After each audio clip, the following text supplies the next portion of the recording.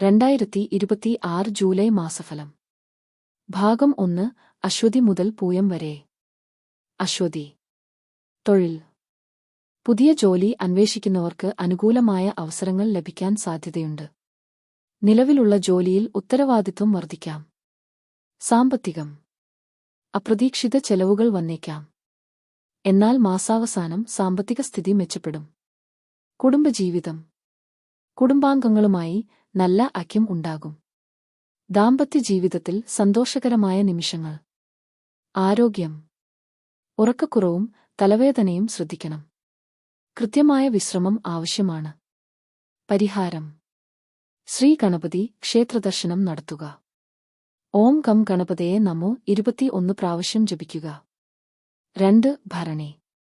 തൊഴിൽ. സ്ഥാനക്കയറ്റത്തിനും പുതിയ ഉത്തരവാദിത്വങ്ങൾക്കും സാധ്യത. സാമ്പത്തികം. നിക്ഷേപങ്ങളിൽ സൂക്ഷ്മത പാലിക്കുക. അനാവശ്യ ചെലവുകൾ ഒഴിവാക്കുക. കുടുംബജീവിതം. കുടുംബത്തിൽ ചെറിയ അഭിപ്രായ വ്യത്യാസങ്ങൾ ഉണ്ടാകാം. ക്ഷമ പാലിച്ചാൽ പ്രശ്നങ്ങൾ മാറും.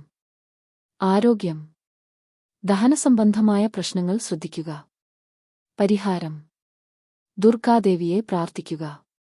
വെള്ളിയാഴ്ച നെയ്വിളക്ക് തെളിയിക്കുക. 3. കാർത്തിക. തൊഴിൽ. ജോലിയിൽ മികച്ച പ്രകടനം കാഴ്ചവെക്കാൻ സാധിക്കും. വിദേശ ജോലിക്ക് ശ്രമിക്കുന്നവർക്ക് അനുകൂല സമയം. സാമ്പത്തികം. ധനലാഭത്തിന് സാധ്യത. കുടിശ്ശിക പണം തിരികെ ലഭിക്കാം. കുടുംബജീവിതം. മാതാപിതാക്കളുടെ അനുഗ്രഹം ലഭിക്കും. കുടുംബത്തിൽ സന്തോഷം. ആരോഗ്യം.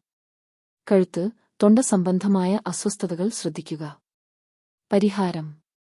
സുബ്രഹ്മണ്യ സ്വാമി ദർശനം. ഓം ശരവണഭവായ നമോ ജപിക്കുക. 4. രോഹിണി. തൊഴിൽ. പുതിയ പദ്ധതികൾ വിജയകരമാകും. ബിസിനസ്സുകാർക്ക് മികച്ച സമയം. സാമ്പത്തികം. വരുമാനം വർദ്ധിക്കാൻ സാധ്യത.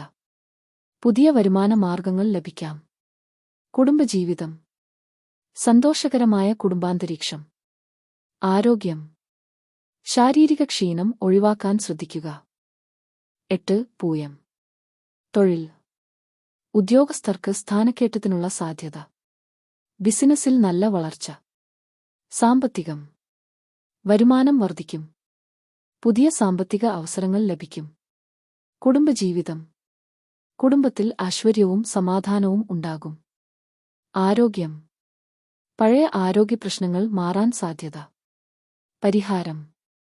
വ്യാഴാഴ്ച ദക്ഷിണാമൂർത്തി അല്ലെങ്കിൽ ഗുരുവായൂരപ്പനെ പ്രാർത്ഥിക്കുക. തുടരും.